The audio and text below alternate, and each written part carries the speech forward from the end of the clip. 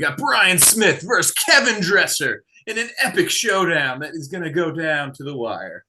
We are Cactus Wrestling. Make sure you hit that like button and subscribe so you don't miss out on future videos. We are doing a lineup preview between Mizzou and Iowa State. We've got the WrestleStat projected lineups up, and we're going to go through all the matchups, the projected matchups, including Keegan, OToole, David Carr, round 3. That'll be an interesting one. Round 4. Oh, yeah, round four. Round 4. My mistake. Round 1 of this year, but yeah. Round 1 of this year. So let's dive in at 125. WrestleStat has Mizzou at number 2 and Iowa State at number 10. And Noah Certain versus Kyson Terakina. It's an interesting matchup because they're both returning NCAA qualifiers, multi-time NCAA qualifiers. Terakina got injured last year. He had a few solid wins, but it looks like history is not exactly in his favor. He, looks like in 2022 with the 2 losses to Certain. I mean, he got major improvement there from 7-1 to overtime. Definitely closed the gap. So, I mean, seems like momentum is in Terakina's favor, even though WrestleStat seems to be under the impression that Certain's going to win by 5. What's interesting is they both lost to Mastro Giovanni by the same score within 10 days of each other. That's interesting. Yeah, so it must be just a stylistic matchup. I'm sure this match is going to be closer than we all think. Yeah, no, it's probably going to be like a 1-point match. I think it's going to be a 9-4 win. I don't know if it's going to get that high. I don't think so. But I could see Mizzou just getting the decision. I don't think Certain scored 9 points in a single match in his little WrestleStat list of matches. Yeah. Oh wait, no, there he's got one. Lost to Killian Cardinale. Never mind. Over Master Giovanni, who came back to beat him 2 more times. Oh yeah. No, once. I'm picking Terakina. I think he's coming off the injury. He's going to have something to kind of chip off his shoulder, something to prove. He's going to be coming at him, and I mean, he closed the gap so much from the first to second time. I think Terakina is gonna take it. You love the underdog, and you know what? I'm going with him too. And 25 has really opened up. You have Spencer Lee gone. You have Pat Glory gone. Killian Cardinale's gone. A lot of returning All-Americans are vacated this year, so we could see one or both of these guys potentially on the podium this year. I'm going to go with Certain here, but could go either way. Bold. So, okay, these are some fresh faces at 133. They have Zachary Seltzer at 133. Don't know much about him versus Garrett Grice. And I think he is top recruit for Iowa State, if I'm he transferred from Virginia. Who, Grice? Yeah, Grice transferred from Virginia. He's still ranked number 11. Yeah, he was like a top 100 recruit. And Iowa State has done really well with their recruiting classes. You look at Casey Swiderski, what he did last year. I know Cody Chittam's going to have a chip on his shoulder to perform well. We saw Panero Johnson as a freshman last year. So Iowa State's young guys can perform. Yeah, I honestly, I give it to Iowa State here too. I think Grice is probably gonna even though it's a 1-point match, I think Grice is gonna win by more than 1. Like, I think he'll probably win something like 6-2 or 5-2 or something like that. Not 7-6 like WrestleStat. No, not like WrestleStat's prediction. I don't really know what their formula is, but interesting prediction. Iowa State, I have winning the first 2 matches so far. So 141, we have Josh Edmond, returning NCAA qualifier, versus Zach Redding, who is also an NCAA qualifier, but both of them were NCAA qualifiers at different weight classes. Yeah, it's interesting because Edmond's coming down from 49, and Redding's coming up from 33, and here they are meeting in the middle. which makes it very, very interesting. I mean, I think I still think that Reading is probably going to edge him out in this matchup, um, despite them both being NCAA qualifiers. I think Reading has a better string of practice partners. I feel like Iowa State is more on the rise than Mizzou, and yeah, I think Reading's going to take Edmond on this, even though Reading may be seemingly larger. I always used to give guys that are coming down from weight class the advantage. But I feel like now with guys that are just like, hey, like, I'm not going to cut. I'm just going to grow naturally and I'm going to have more energy. I feel like they've been doing better than the guys that are like, hey, I'm cutting down from 184 to 165 and I'm going to be this huge 165. I feel like I've seen that kind of that shift recently where guys cutting weight isn't really as beneficial as it used to be. So I would say that Reading does have the better chance in my mind. I mean, we saw that with Hayden Hidlay, who was 157 for 3 years and then jumps up to 174. And Yeah. he didn't win an NCAA title, but I think he's still All-American. He did. Yeah, he's still All-American. Third or fifth. I think he did really good still. Yeah. Yeah. So if you're a talented wrestler, it really shouldn't matter what weight class. So yeah, I think Reading is probably the advantage for this matchup. So this is where Mizzou maybe makes some ground back because Brock Mahler has been a staple in the Mizzou lineup, All-American. We'll see Casey Swiderski, like we talked about, in his sophomore season. I don't think he'll beat Brock Mahler, though. You don't think so? You don't think he'll knock off Mahler? I do. Mahler's All-American before, so I mean, it's not that outlandish. A round of 12 guy knocking off an All-American. Like, Swiderski's got a lot of upside. Yeah. It'll be a tough one. And I feel like Mahler, like, even when he's been seated, like, I think as high as, like, 4th at NCAAs, he's never finished that high. It's true. I think Swiderski is going to have a really big season this coming year. I think we saw flashes of it last year, like when he had that down-to-the-wire match with Real Woods. That was, like, probably his kind of not career highlight, but, like, season highlight, in my opinion, was how good he did in that match. And they're like, wow, this guy's looking great. We didn't really see that the whole season.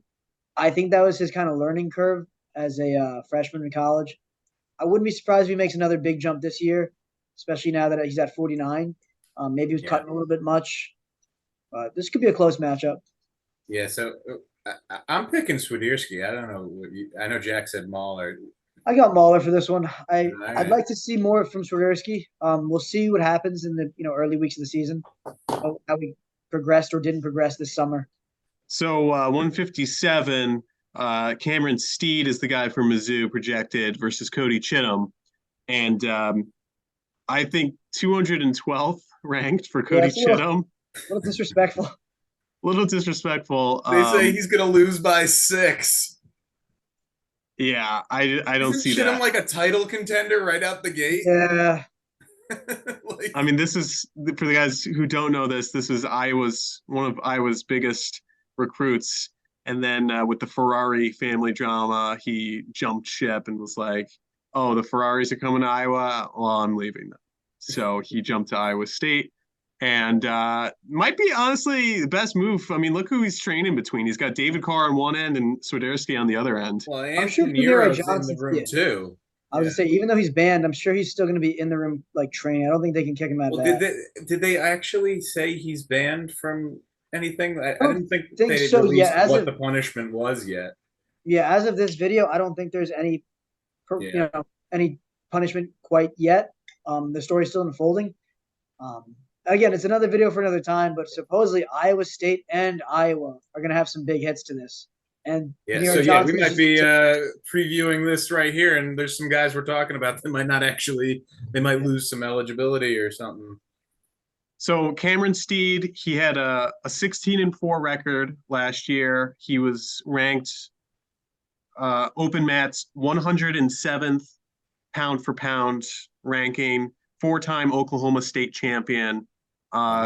So he's definitely an impressive recruit. He could do some solid season. Waves.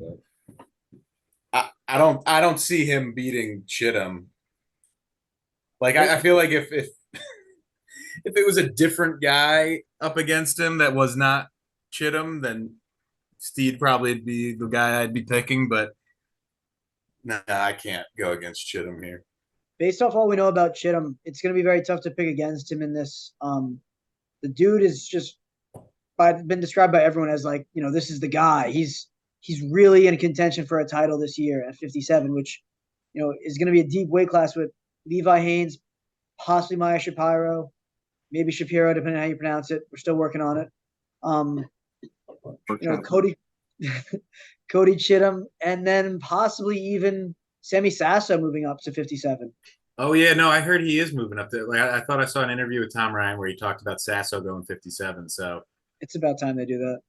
But I have Chittam winning this, is I guess what I'm getting at. See, here's the big one. Round 4, OToole versus Carr. And we talked about it in some other videos. Carr has had the advantage early on. 7-2 win, a pin in overtime, and then an 8-2 loss when it mattered the most. yeah, I think Keegan OToole is just the better wrestler. I mean, we saw in the NCAA finals last year, it felt like David Carr just didn't have an answer for anything that OToole was throwing him. Not to say I'm counting David Carr out because he's an incredible wrestler, but I mean, OToole made all the right adjustments, and it didn't seem like Carr, if he did make any adjustments, they were quite ineffective.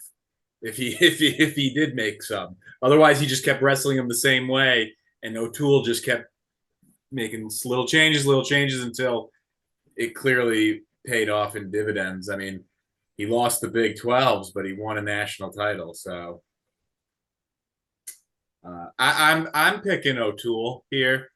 I think OToole is going to just continue to have the edge on Carr. I think he got the wake up call by losing him to him twice, and now I think he's going to just continue to edge out Carr here. I think they'll be really competitive matches. I think they'll be close, but I give it to OToole. I'm going to say that David Carr wins this one, but I'm not sure about the national title again. I think Keegan really does a good job of peaking at the right time, at the most important part of the season.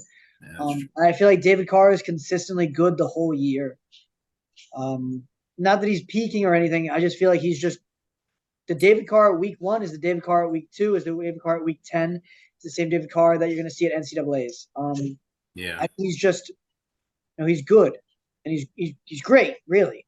But I don't know if I feel like Keegan almost peaks, where you see him getting better week to week. I mean, 215-23, loses 7-2, 304-23. Yes, it was a bit lost by pin, but it was an overtime pin. It was a very, very close match. And then what's that? 2 weeks after that again, he wins 8-2. I think he's just peaking at the right time, just getting better and better each week. I also think 2 weeks at a time. Yeah, that's it. I also think David Carr not doing freestyle, I think really shows his commitment to folk style this season and how serious he is. And he's like, hey, this is my last run. I'm going to put all my chips in this basket, focus entirely on folk style. I know who I have to beat. It's not, Peyton Hall. It's not Wyatt Sheets. It's not Cole Moody. It's Keegan OToole. And he says, the weight is off my shoulders. I've lost him already in the national finals. I know the worst case scenario, but I've seen how to beat him, and I think I can do it again.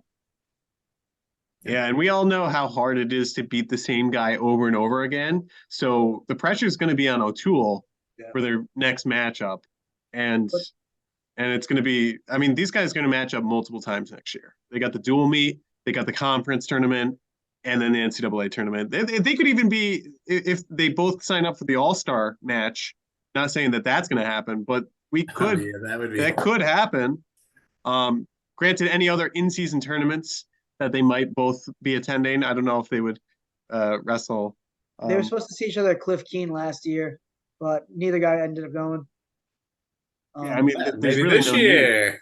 Need. Yeah. Well, also one thing to comment before we move on. It's funny that they have David Carr ranked as number 2 and Keegan OToole ranked as number 1. But then their prediction, they have David Carr winning 7-6. Yeah, I don't know So Wrestle Stats algorithm here, but it's So pretty airtight. yeah, we're kind of split on that one. Comments down below. Next matchup, who's going to win? Keegan OToole or David Carr? Oh wait, what was our consensus? What I know I said I said O'Toole. OToole. I Oh, said okay. Carr. Okay. Yeah. So we're split. It's going to be interesting for sure. All right. So 174, Peyton Mako versus MJ Gatton or Gatton. Gatton. I don't know. Better get it right. Mako of the Mako family. Not no relation actually. This guy's no relation to that Mako family. That's crazy? So I thought the same thing. Steve Mako is not his father or his uncle. I think it's just the last name. They just happen to share the same last name. Yeah, because Steve Mako's son, Mike, is a high schooler now who's like 195. He's huge as like a junior. Oh, Makes sense because Steve okay. was 285.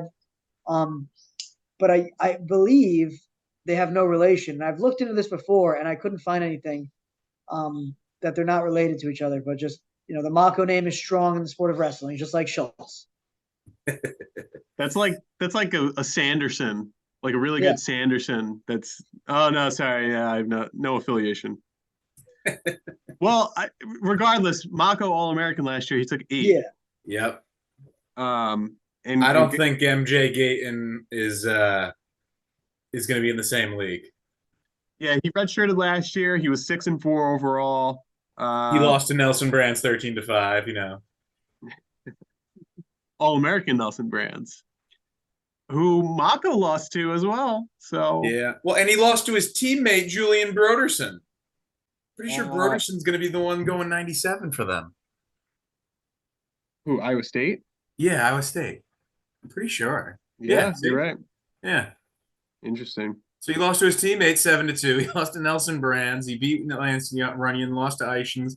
I think Mako's gonna have it no problem. I agree.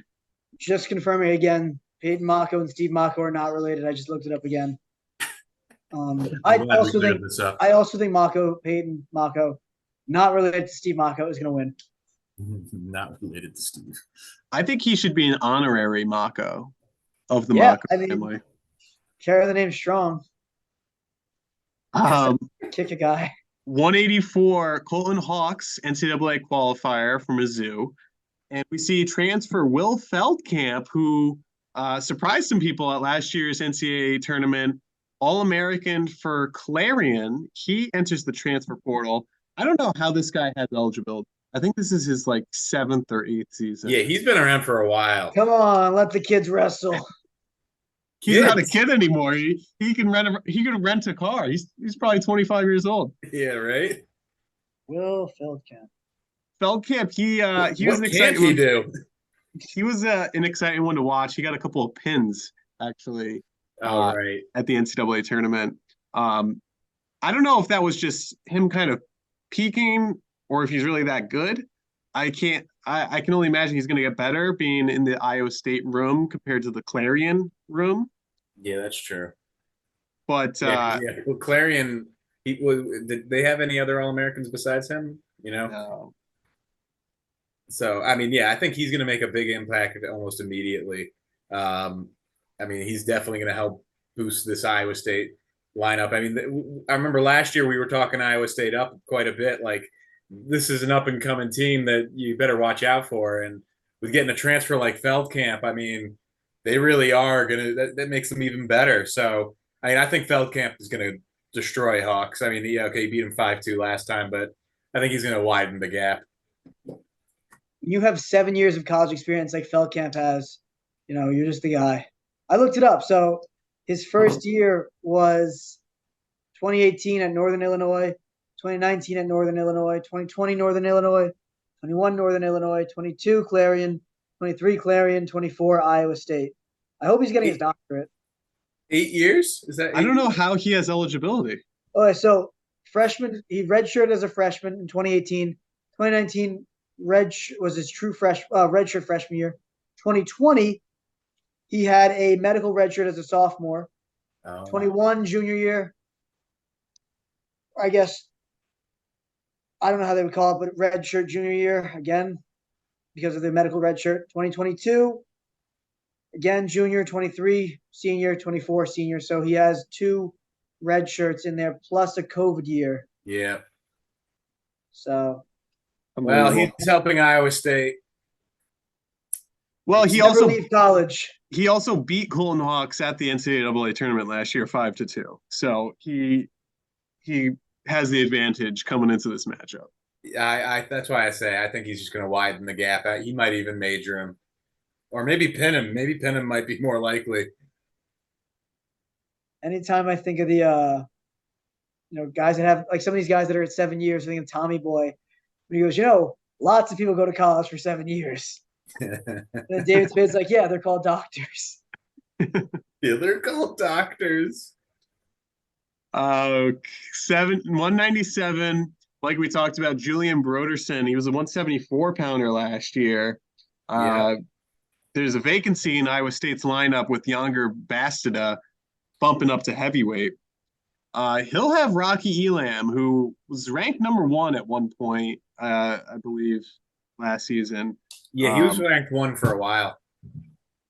And I mean, Elam's as tough as they get. I don't see Brodersen taking him out in this one. Yeah, there's no way Brodersen. I mean, Brodersen hasn't even qualified for the tournament, and Elam is an All-American. Yeah, is an All-American. I think he finished like 3rd or 4th. It might be his brother. No.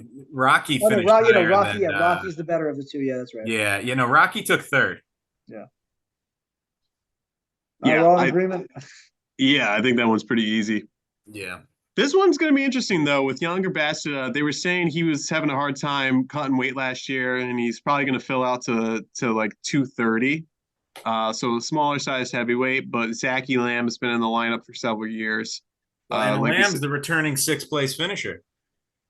Yeah, but Bastida, I believe, was an All-American a few years ago as well. Yeah, not this past season, the season before, yeah. Right. So I heard the weight cut was just too much for him, so that might have been affecting his performance. Yeah, and he was a guy that took out some big names a few years ago. So without a weight cut, with that out of the picture, I don't know. He could potentially upset some guys, I think, at heavyweight. I think so. I my money's actually on Bastida. I think Bastida knocks off Elam. I think Bastida is going to be fighting to be on that podium, and I think Elam is a guy that he could knock off. I'm almost positive it's Bastida. Bastida, okay. Bastida. I'm almost positive. I mean, let us know in the comments if you guys know how it's pronounced.